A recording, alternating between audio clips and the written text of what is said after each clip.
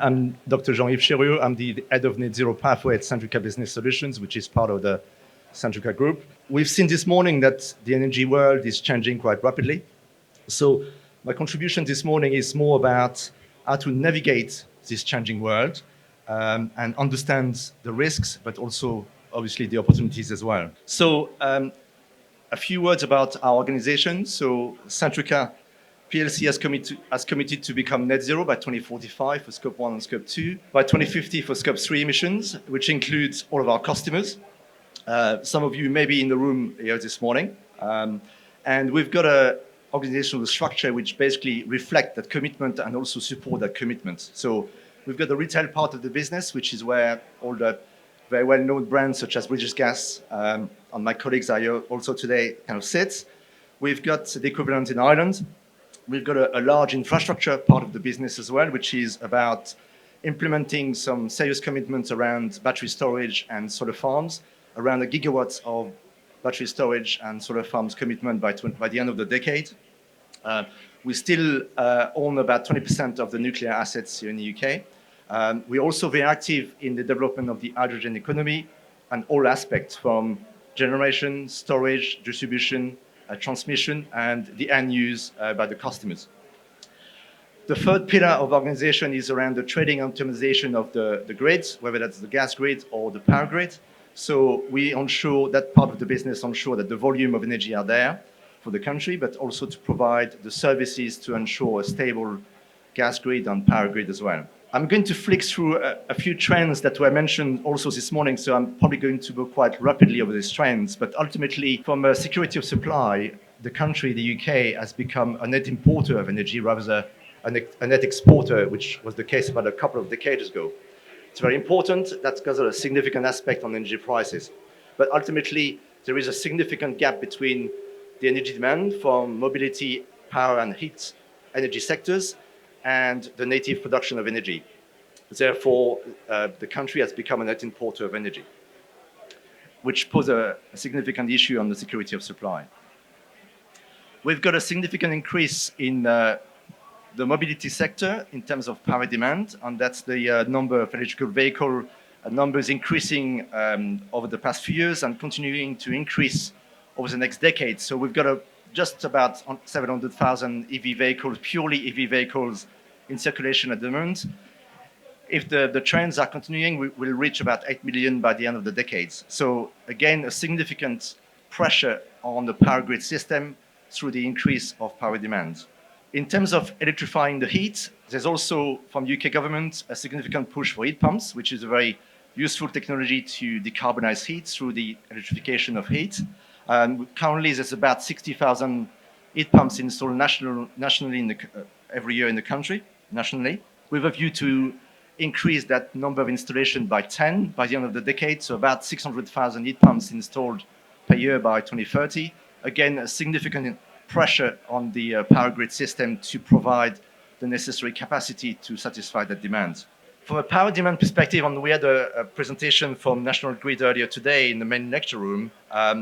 Very difficult to connect to the grid. The graph here illustrates the number of connection requests that Centrica Business Solution has in flights, and we're not expecting to be able to connect new large solar systems, for example, before 5-10 years' time, depending on the geographical situation with the power grid. So the inability to connect within a short period of time is an issue to increase the generation of power and reduce the import from National Grid for our clients. As our colleague from National Grid mentioned this morning, National Grid is in the transition stage as well. They're investing heavily in increasing size of the cable on all the transmission and distribution infrastructure, but that's going to take some time. So these megatrends and pressures sort of have an effect on how the market is evolving. So from a marketplace perspective, we see a lot of scrutiny on our clients on their actions on zero carbon. Sometimes that's got an influence on the investors community as well, which kind of dictates our investment will be made by our clients. From our customers' perspective, we see very large organizations starting to measure Scope 3 emissions, and that's something I discussed with a previous colleague just a few minutes ago, which then put a lot of pressure down the supply chain for clients, organizations to reduce their carbon emissions as well and become net zero. These organizations are still very large as well, but potentially sort of arriving into the net zero actions of the market slightly later than this big organization in the first place. From a strategy perspective, we see a lot of disconnects in the marketplace between the strategy and delivery plans. So we see a lot of organizations with very, very good plans, but they're struggling to make the strategy happen. So how to make it happen regionally and nationally and locally for their sites. One of the last issue for our clients as well in the marketplace is the energy sort of services environment is quite uncertain. So we've got a lot of information about the rise of hydrogen as a useful energy source.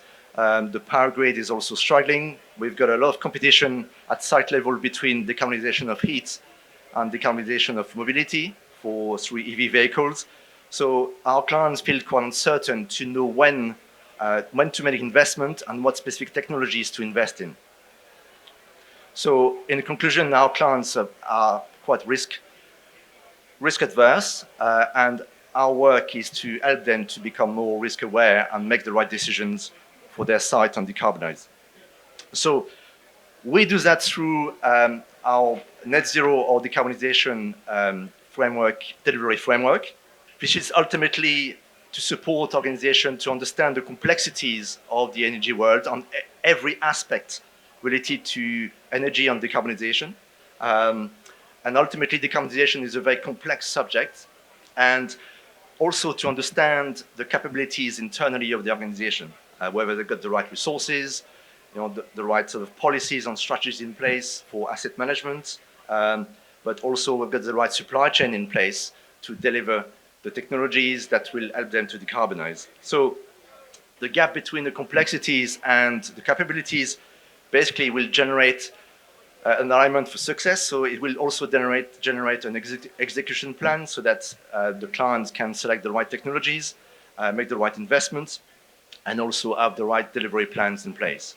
We follow a decarbonization hierarchy which is aligned with SBTI, which was mentioned by my previous colleague, so Science-Based Target Initiative, which is ultimately for Scope 1, Scope 2, and Scope 3, following the usual plan, which is about the planning stage, reducing waste through energy efficiency, then developing some or deploying some on-site renewables technologies to reduce the import from the grid, whether that's a gas grid or the power grid. So in that stage, the usual technologies are the technology which is very mature currently, such as solar, hydrogen CHPs, and also EV vehicles, and also hydrogen for the mobility as well.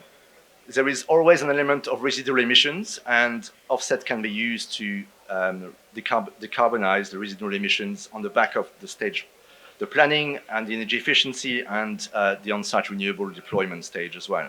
So practically how it works is that we combine what we call carbon accounting and decarbonization strategy with real-world engineering. So going to site, understanding the specific condition of the site, such as the condition of the energy infrastructure and the associated assets, the age, the location on the power grid, and we'll basically define a series of solutions which can help the site or the building or the asset to decarbonize over time in line with the net zero strategy or ambitions of our clients.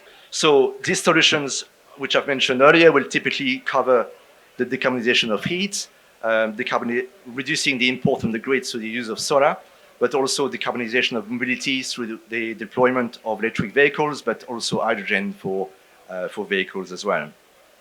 Ultimately, it's about using the building assets so that we can deploy the technology. So typically for solar, it's a roof, but also using the land assets adjacent to the buildings to maximize the potential for on-site renewables and reduction of the import in the grid. Typically, our assessment will start with a baseline so that we understand the energy and carbon and cost profile of our clients. This one is illustrated here for a recent client, which was part of the aerospace sector. It's quite typical of the current situation for our clients, where the client has benefited from the decarbonization of the UK power grid over the past couple of decades, and now most of the carbon is now located in the heating energy, so natural gas. So how to decarbonize heat is now the big subject for our clients. So the way we structure our advisory services to help our clients decarbonize heat is through providing a series of what we call decarbonization pathway options, which will consider kind of two major categories, which are decarbonizing heat through electrification of heat, so typically using energy end users such as heat pumps or technologies such as heat pumps, or combined with solar to reduce import from the grid, or decarbonizing heat through the use of hydrogen, through the deployment of hydrogen-ready CHPs or hydrogen-ready boilers, or hydrogen for the mobility emissions as well. So typically we end with two categories of pathway options.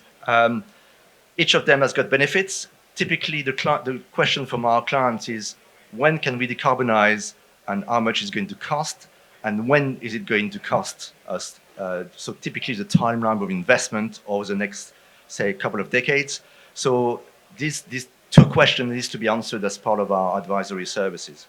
So typically we represent how the site or the assets of the buildings will be decarbonized through a waterfall graph, which basically illustrates what would be the technologies to help decarbonizing the assets of our clients. So typically, again, categorized through the hierarchy of decarbonization, energy efficiency, on-site renewables generation, and also the deployment of energy end users or technologies which can basically use a new type of energies such as hydrogen.